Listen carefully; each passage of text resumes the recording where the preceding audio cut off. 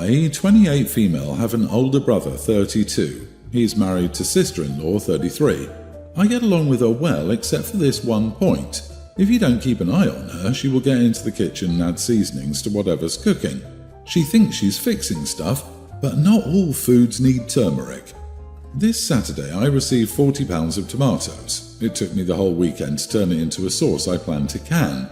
Depending on the recipe, I can make it plain, then add whatever seasonings and herbs it needs. They came to take a bag of spare clothes for one of their kids. In the 5 minutes it took me to get it, she managed to get into the kitchen and add salt, pepper, turmeric, olive oil, garlic powder and Italian herbs to all 5 pots simmering on the stove. And when I asked her what she was doing, she dared to say, "This sauce needed some taste, I added it for you." I'd never told her not to touch what I was cooking before. I was so angry that I knew I couldn't talk calmly with her, so I simply walked to my brother, told him to take the clothes and his wife and that she was no longer welcome in my house. She followed me, was shocked and started apologizing, but I just ignored her. I added that he should come by tomorrow to take the sauce his wife ruined because otherwise it would be thrown away and that I expected 40 pounds of replacement tomatoes. They left and he returned with the tomatoes, an apology letter from her and an apology carrot cake, my favourite. But I told him that I stand by my decision. Now my parents got involved since I'm the one that usually hosts, and since she's not allowed in my house, I told them to make alternate plans for the next family gathering. My husband says I'm in the right, but my parents say my reaction is way overblown. So, am I the idiot?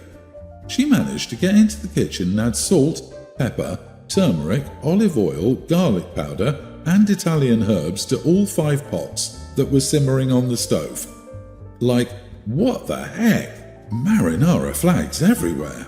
This is so boundary disrespecting, disrespectful and insulting to what you're cooking, and it wasn't even for her. Not the idiot for being furious. I do think she's learned her lesson though. Yeah, and even if you didn't season it at all, her behaviour is completely wild. Who seasons food they're not only not cooking but not even eating?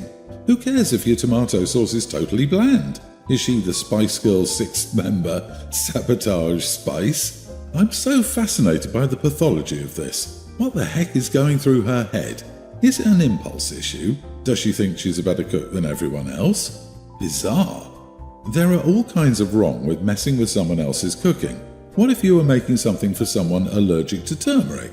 Good on your brother for replacing the tomatoes and on her for apologising. That said, you're still in the right to ban her from the house, especially if that's happened multiple times and you've been clear with her that it's unacceptable.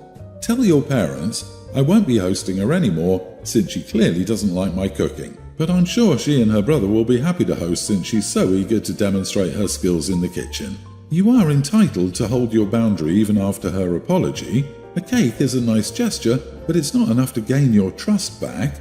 If you're thinking about letting her back in, I would ensure the apology is real first. Not, I'm sorry if your feelings were hurt, but something that takes responsibility for her actions. I added seasoning to your giant tomato sauce project without asking.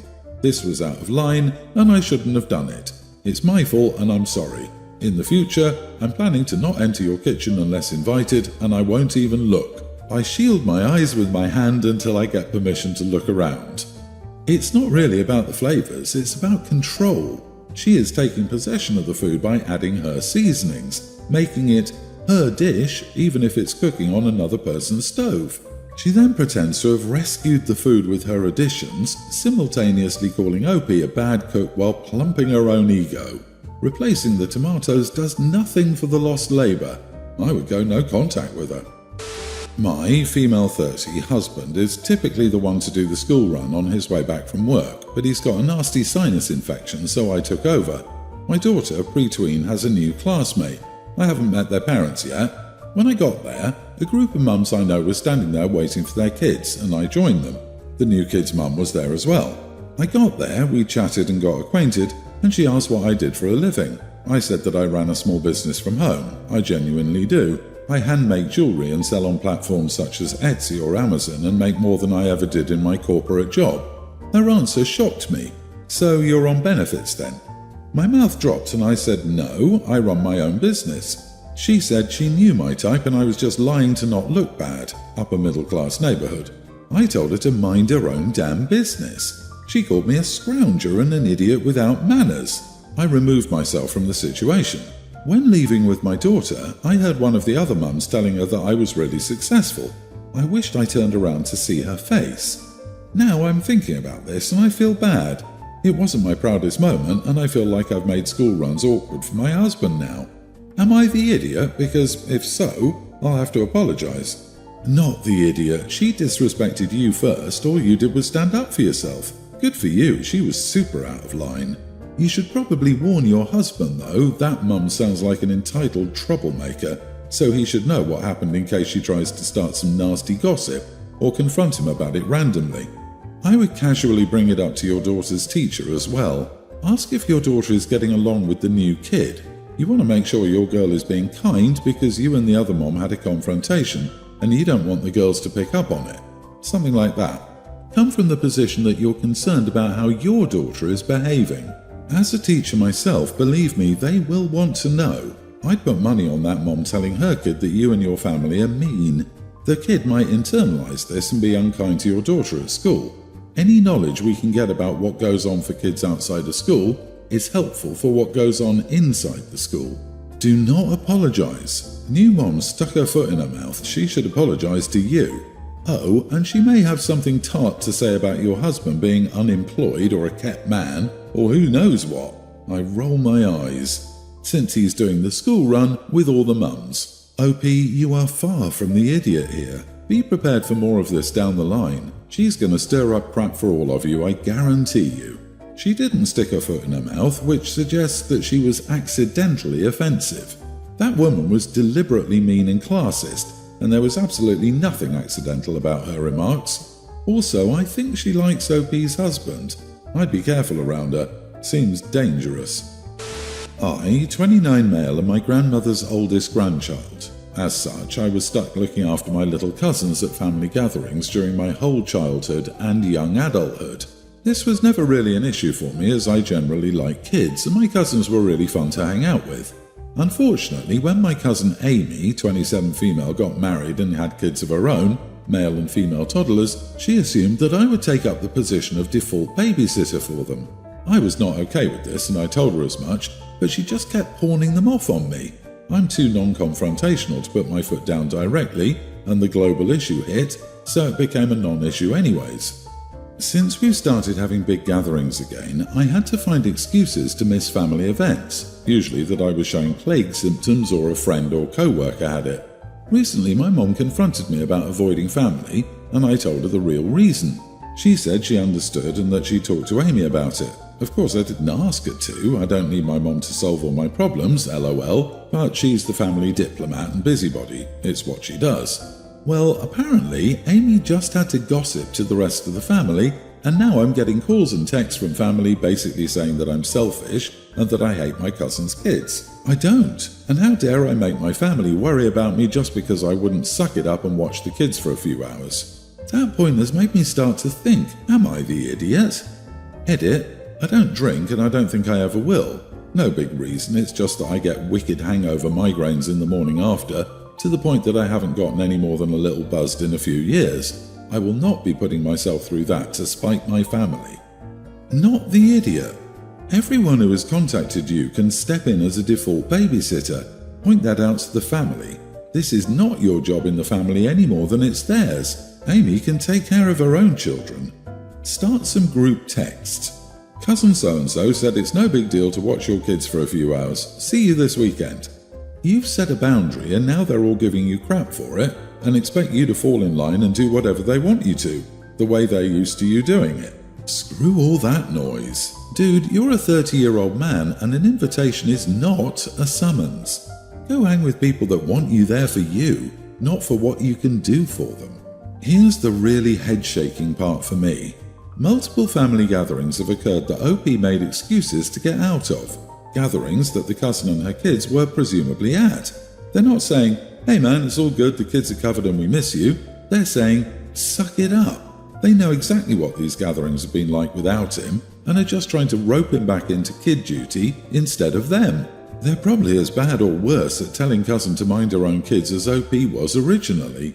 Babysitters get paid, so seriously dude, You're going to have to deal with this or never see your family again.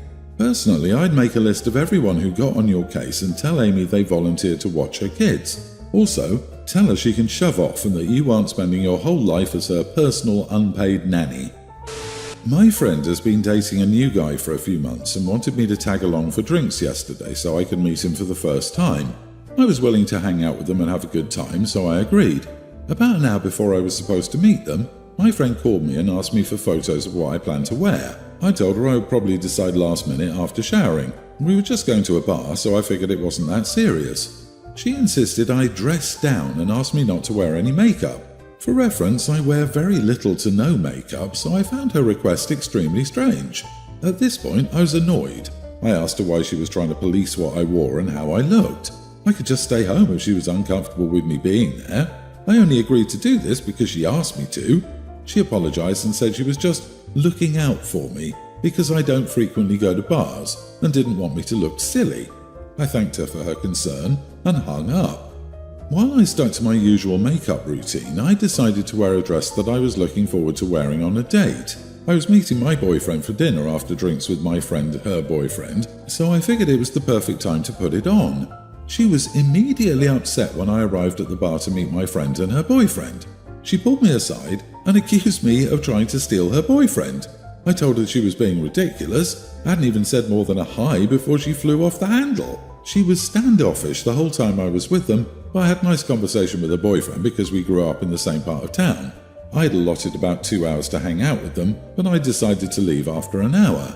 My friend messaged me the next day and said she was extremely hurt because I decided to dress hot despite her asking me not to.